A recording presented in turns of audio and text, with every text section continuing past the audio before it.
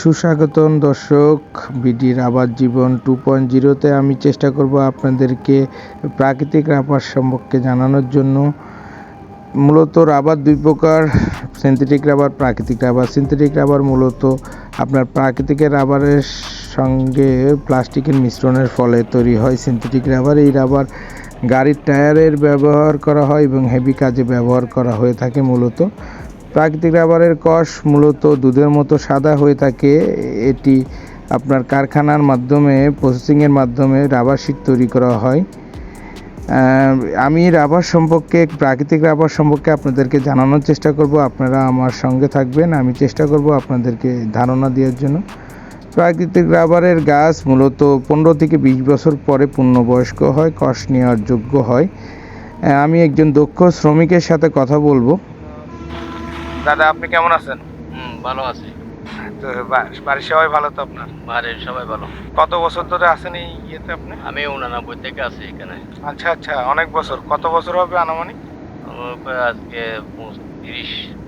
30 বছর, অনেক অভিজ্ঞতা। ধন্যবাদ। আমি একটু আপনার কাজ দেখবো, একটু কাটেন, আমি আপনার উনির ব্লকে মূলত 500 থেকে 550 গাছ আছে। উনি 400 থেকে 450 গাছ ট্যাপিং করবেন আজকে।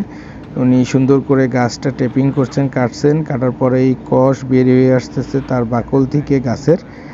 এরপরে বাটিতে জমা হবে। জমা করার পরে তারা 2 থেকে 3 ঘন্টা পরে এসে এই বাটি থেকে বালতিতে সংগ্রহ করে ড্রাম ভর্তি করবেন। পরবর্তীতে আপনার সরকারি গাড়ি আসলে সেই ক্ষেত্রে গাড়িতে উনি এই কষগুলো দিয়ে দিবেন মূল ফ্যাক্টরিতে যাওয়ার জন্য।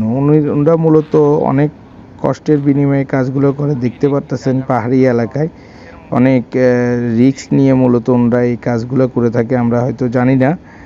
উনি এই গাছ কাটার পরে 2 থেকে 3 ঘন্টা পরে এসে এই গাছের কষ সংগ্রহ করে সরকারি গাড়ির যে গাড়ি আছে সেই গাড়িতে তুলে দিবেন।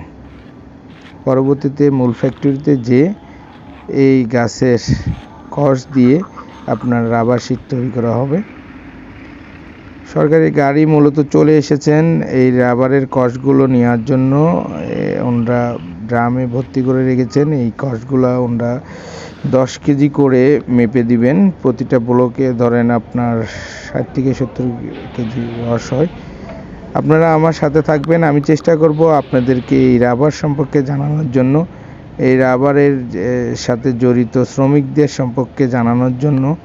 আপনারা আমার সঙ্গে থাকবেন। আপনাদের দোয়া আশীর্বাদ আমার কাম্য। আমি চেষ্টা করব আগামী পর্বে মূল ফ্যাক্টরি বা এই রাবার শ্রমিকের সম্পর্কে আমি আপনাদেরকে বিভিন্ন ধরনের ধারণা দেওয়ার চেষ্টা করব। আপনারা আমার সাথে থাকবেন। আপনাদের সহযোগিতা আমার একান্তই কাম্য।